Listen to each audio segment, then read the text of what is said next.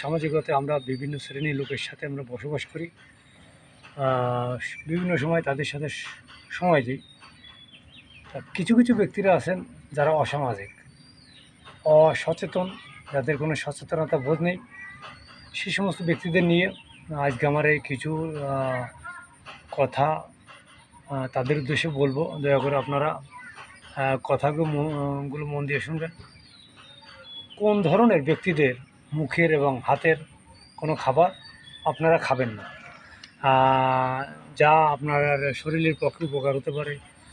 এবং শিশুদের তাদের ধরতে দিবেন না, বা তাদের মুখের খাবার বা একই গ্লাসে যারা পানি খায় সেই সমস্ত ব্যক্তিদের মুখের খাওয়া পানি বা গ্লাসে খাওয়া পানি আপনারা খেতে দিবেন না।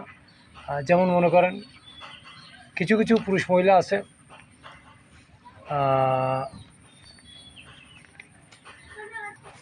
কিছু কিছু পুরুষ মহিলা আছে যাদের দাঁতে গোড়ায় গোড়ায় চাক আপনার ময়লা থাকে।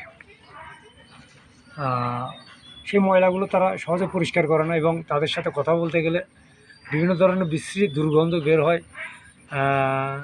যে ব্যক্তি তার কথা শুনেন তিনিও বিরক্ত বোধ করেন, সাথে যদি 2-4 জন থাকে তারা বিরক্ত বোধ করেন। যারা টয়লেটে যায়, টয়লেটে গিয়ে হাত ধোয় না, প্রতিনিয়ত টয়লেট ব্যবহার করেন এবং বিভিন্ন ধরনের ময়লা আবর্জনা হাতে মাখেন, কিন্তু ভালো করে হাত সাবান দেন না, বা অলরেডি অনেকে আছেন হাত সাবান না দিয়েই তারা বিভিন্ন ধরনের খাবার খায়।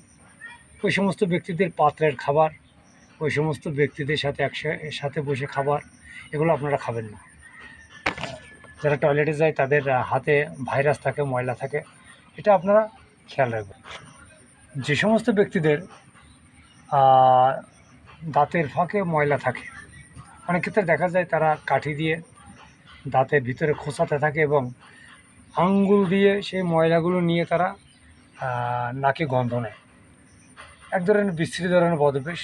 আপনারা ওই সমস্ত ব্যক্তিদের পাশে বসবেন না, বা ওই সমস্ত ব্যক্তিদের হাতের দেওয়া কোনো খাবার আপনারা খাবেন না। তাই আপনাদের সবার কাছে অনুরোধ, নিজে সচেতন হন। যার সাথে আপনি সম্পর্ক করেন বা যিনি আপনার প্রিয় মানুষ, প্রিয় মুখ হতে পারে, প্রিয় মানুষ হতে পারে, খুব ঘনিষ্ঠ আপনজন হতে পারে, এই টিপসগুলো আপনারা খেয়াল রাখবেন। যদি সচেতন কোনো ব্যক্তি আপনার নিজের কোনো আপনজনকে হয়ে থাকে, সেক্ষেত্রে আপনারা সচেতন হবেন। আর আরেকটা কথা বলি, কিছু কিছু ব্যক্তিরা আছে